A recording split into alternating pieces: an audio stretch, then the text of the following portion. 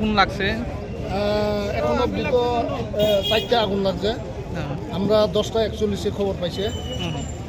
তো আমি আইয়া সব কিছু দেখলাম। আমরা পাবলিকও হেল্প করছে, আমরা ফায়ার সার্ভিসও যান প্রাণ দিয়ে কাজ করছে। কাজ করার ফলে মোটামুটি আমরা এখন আগুনে আয়ত আছে। 4টা দোকান সমস্ত কিছু তো বস্তুভূত হয়েছে না, কিছুটা হইলে সেভ হয়েছে। আর অন্যান্য যে বিল্ডিংগুলো এটাও আমরা সেভ করতে পারছি। আগুন লাগার প্রাথমিক কোনো কারণ কি জানা গেছে? আমরা আগুন লাগার প্রাথমিকটা জানতে পেরেছে এটা ইলেকট্রিক শর্ট সার্কিট।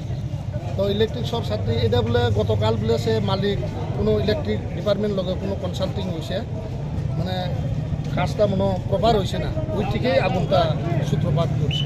ক্ষয়ক্ষতির পরিমাণ কত? ক্ষয়ক্ষতির পরিমাণ এখনো আমরা কিছু বলতে পারি না। 1 crore তো যাইব সব মিলিয়ে।